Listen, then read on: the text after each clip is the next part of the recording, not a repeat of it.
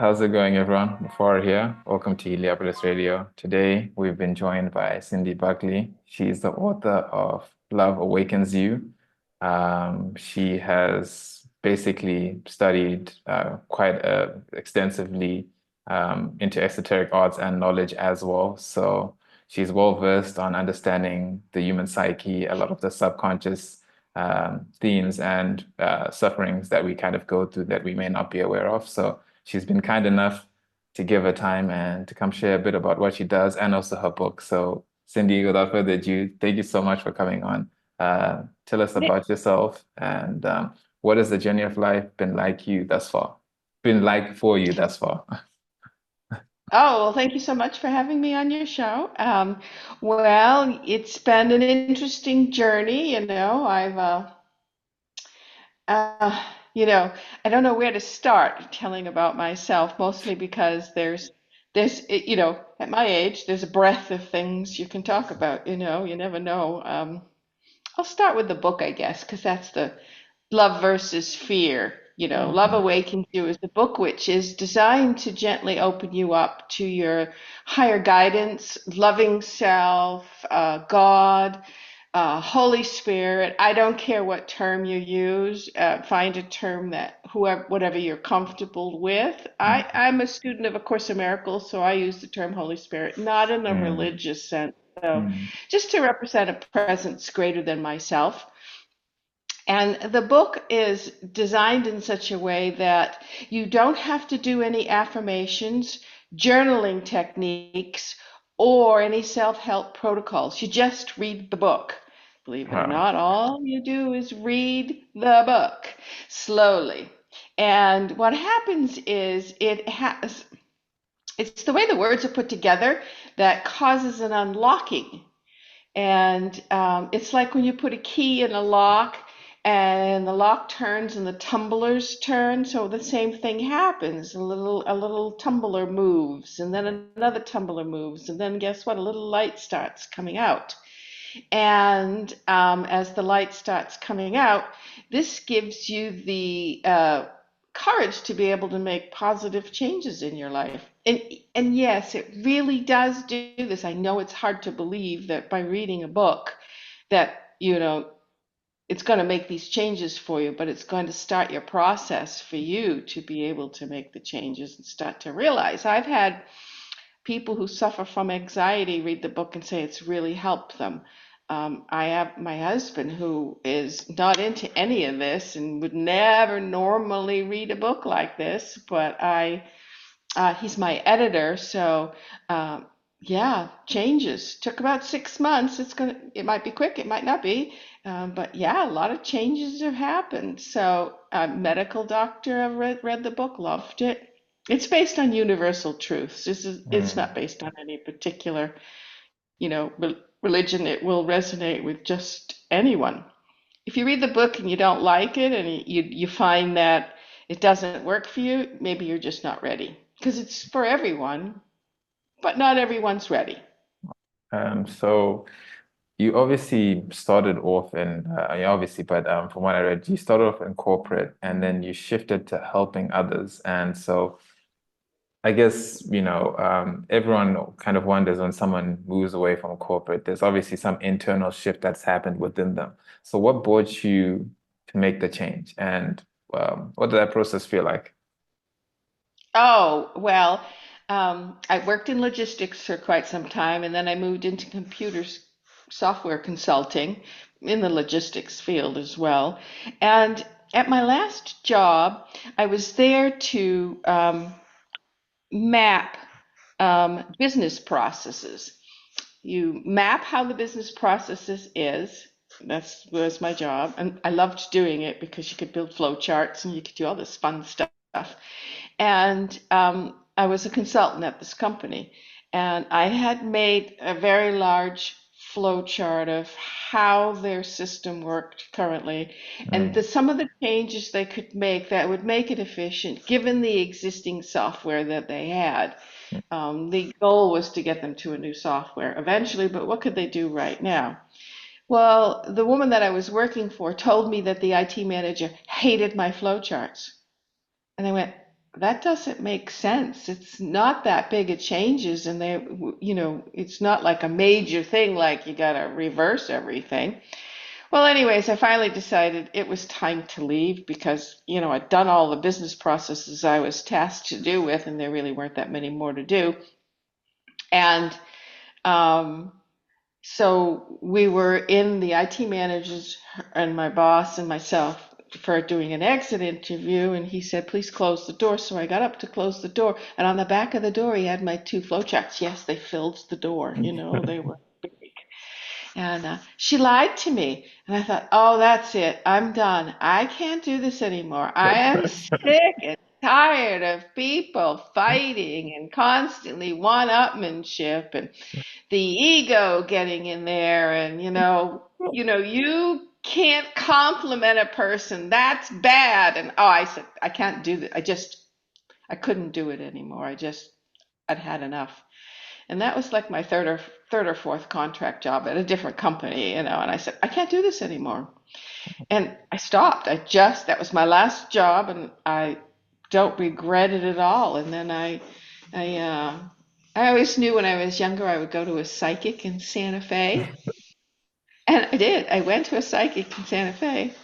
And when I went in, I had the session with her, and at the end of the session, she had a very large feather, and under the feather was a crystal. And Mm. I had picked up that crystal, and when I picked it up, the whole inside turned to liquid. And I went, oh my God, I am not ready for this. And I put the crystal down. When I left her office, I mean, it was totally amazing. Everything, the colors, the sounds were so much clearer and brighter. I mean, it was really stunning. About 6 weeks later, I called her for a session. And at the end of the session, she said to me, is there anything else I can do for you? And I said, well, yes, you have this crystal. And all I could do was think about this crystal for 6 weeks. That's it. That's it. And Mm. she said, well, you know what? It's yours. About a year earlier, the crystal told her it no longer belonged to her and Wow. that she had to bury it. And she had just recently unburied it it had been buried for a year, and she had just recently unburied it, but didn't know who it belonged to. And because I asked, she gave it to me. I still have it, and it's, I don't know, 25 plus years later. Wow. It has broken in two, but I do still have the crystal. Oh, yeah, that was my very first crystal. And then from there, I found a woman who taught spiritual awareness class, which was like all about chakras, Mm. auras, clairvoyant energy healings. We met beings from different planets. It was a lot of fun. And I thought it was very normal. I didn't think it was unusual. I I really mean, did. yeah. I mean, just the way. I Yeah. mean, you see how the young, people, people speak about but you're just super casual about it, like, oh, this and that and this. I'm like, wow, it's just so neutral to these Yeah, experiences. I thought it was normal. And then I ended up taking a crystal healing couple classes, and I didn't really agree with the way they were doing it. And Mm. I tried, of course, various other modalities, but my chosen one ended up being crystal healings. And if you, I do, I do a 6 month program. Once a month you come. And so that's ended up being my chosen. But, about 19 years ago, I started reading a friend gave me the book, The Disappearance of the Universe by Gary R. Renard, and I started Mm. reading and went, oh my God, I have to get A Course in Miracles. So I did, and I read The Disappearance of the Universe, A Course in Miracles, and did the workbook and A Course in Miracles all at the same time. I kind of wouldn't recommend that. Your ego is going to get challenged. Oh my God, things that I was, Miss, wonderful and all that. Oh, yeah, that's it. That's not how it works. And at the same time, inspirational sayings were coming to me. I mean, I'd be in a Mm. restaurant and have to find a piece of paper and a pen to write it down because I figure I'll Mm. remember it. Never did. And that went on for about 2 years. And I put it aside and went on and tried other various modalities and ended up, with crystal healings. And then I just woke up one night and said, I guess I better write a book. Wow. This might be helpful for people. And I did. And just to give myself as an example, about partway through publishing the book, I panicked. And I said, no, I'm not doing it. I am Mm. not publishing the book. That means I have to get out and talk, and I'm not doing it. I like being a hermit. I like, being by myself. I said, no, I can't do it. I'm not doing it. And a whole day I was panicking. I actually was going to call the company and say, cancel, I'm not doing it. And Wow. my guides are laughing at me, just, yeah, she'll get over it. Meditated and I calmed down and I did publish the book, obviously. And it has been helpful for quite a few people, so that's nice to hear. I don't often get validation, so when I do, I kind of cherish it.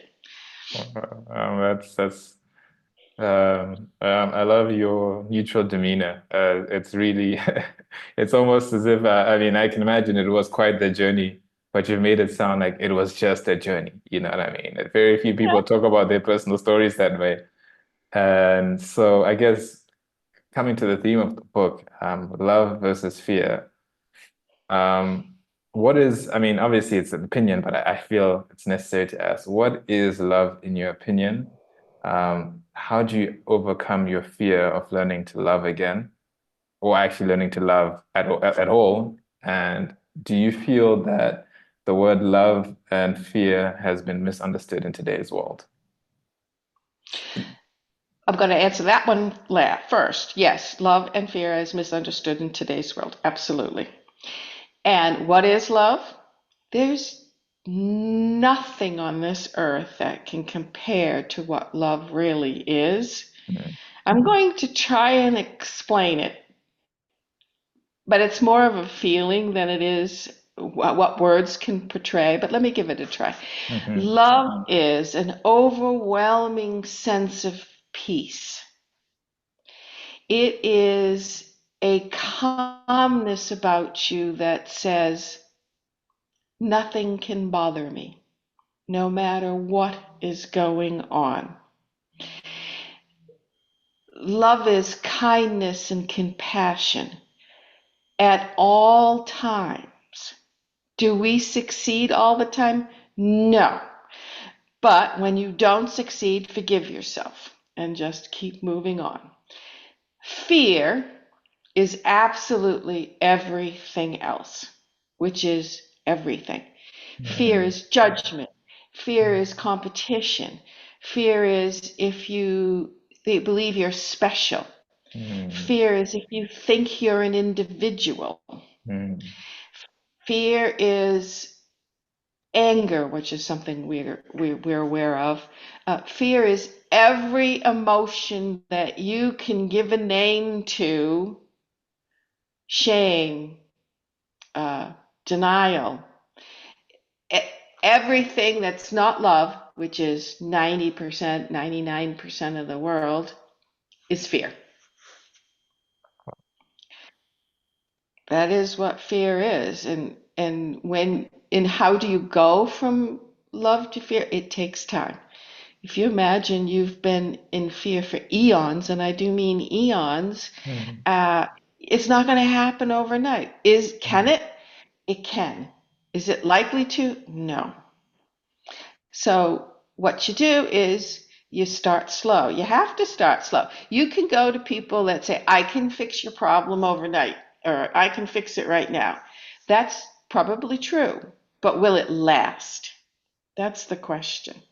And mm, most of the time, it doesn't last. You fall back into the pattern because you were in a hurry and you wanted to hurry up and do it. It's not going to mm. happen. Slow is better. Slow is more permanent. Quoting words of wisdom there. And how has finding love within yourself affected your life? How has it impacted you as a person? You'd Um, be, yeah. you'd be surprised um, as I was, at how much happier you are. This Mm, is what happens. You give up trying to control anything and everything. You give it to, I'm going to use the term Holy Spirit, your higher self, your intuition, your loving guidance. We'll use loving guidance.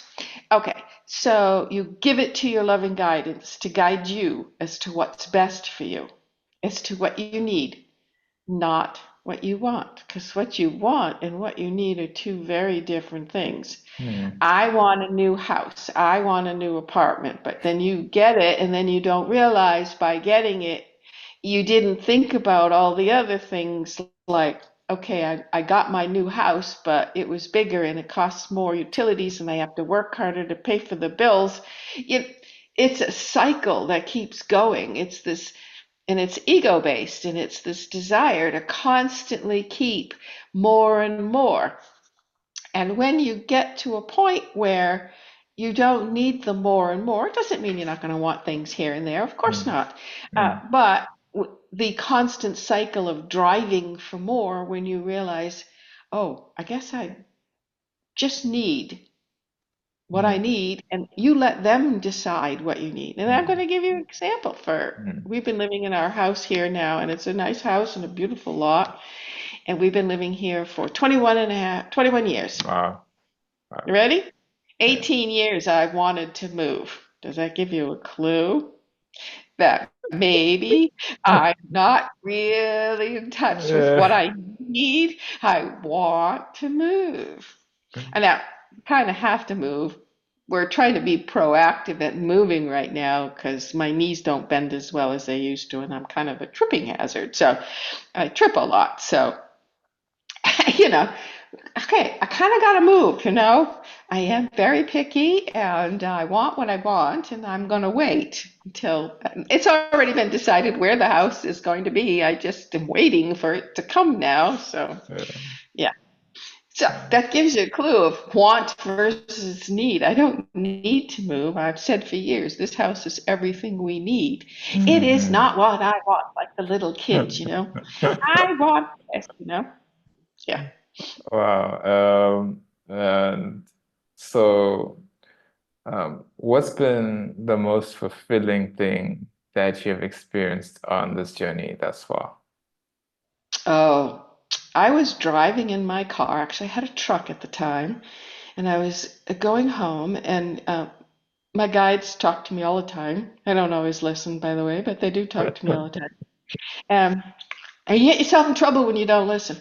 And they're talking to me, and I'm talking back, and I'm just, I'm not but a couple miles from the house, and all of a sudden, overwhelmingly, I knew that I loved everyone. So much so, I started crying. I mean, I knew I loved everyone. And that lasted for a few days. And the side effect of that was I knew with utmost certainty there was no such thing as duality, which is what this planet is based on, duality. Mm, And it was a euphoric high that you can't get from drugs. You can't mm, get from, meditating hours on end. It's like a little gift they give mm. you. Yeah, that was Powerful. amazing. I kind of want to get back to it, but yeah, that ain't happening. So, We fall back into duality. yeah, I Someone, someone, know. someone honks on you on the side of the road, says, "Move your car," and you're like, "Ah, well, back to, back to square one again." It's Uh, true. no, and what have you learned about life through sharing your book with others? Obviously, you mentioned you had anxiety. You're not keen on always socializing with people, particularly, but what has the process of sharing what you've created or what you've been guided to create, for a better word, what has that been like, seeing how it's impacted others, that experience of sharing that which is your own with others? It's wonderful to see people grow. It's wonderful to see them, the light bulb go off in their head, and for them to start realizing, oh my God, I don't need to suffer anymore. If I do this, if I just follow and listen, I have one person that comes to me, and they they they finally said, you know what? I actually have more compassion towards people now. I mean, and for that person, that's a huge step. I mean, humongous step.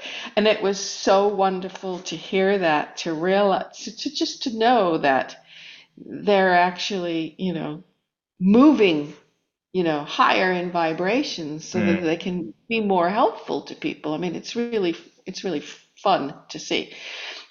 And I just want to mention, just so you know, this is always very shocking to people, and I think it's kind of helpful that for the past 25 years, I've had stage 4 cancer.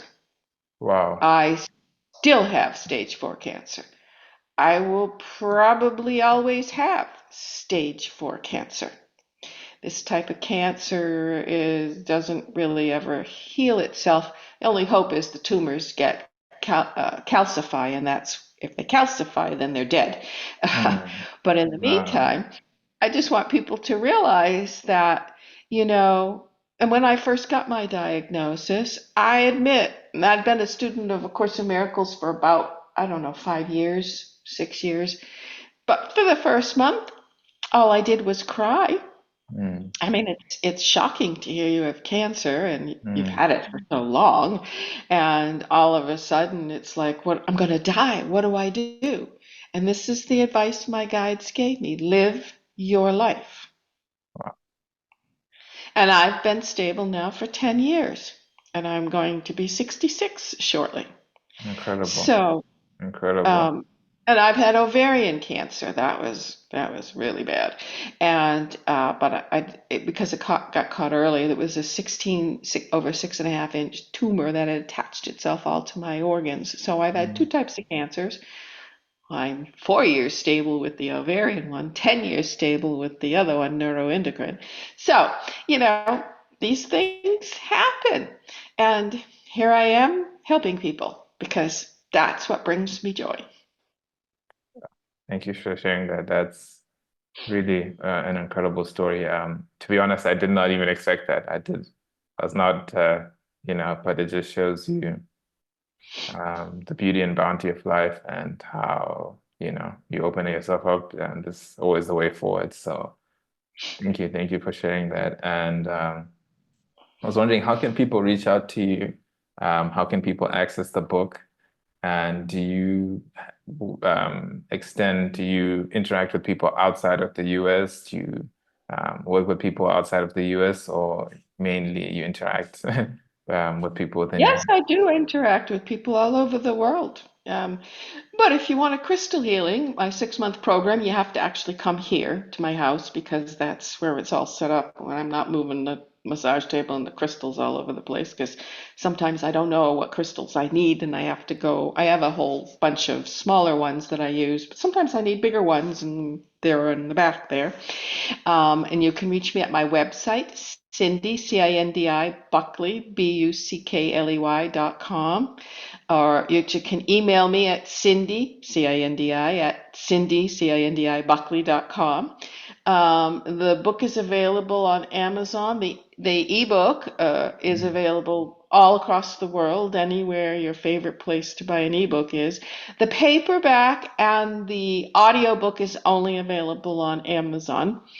Um, and there's a free guided meditation on my website. Give it a try. It's only 5.5 minutes, but it's quite soothing and helpful. I also write a monthly blog where I take an inspirational saying and I expand it out from the book and then from others. And then starting in May, I'm going to ask questions.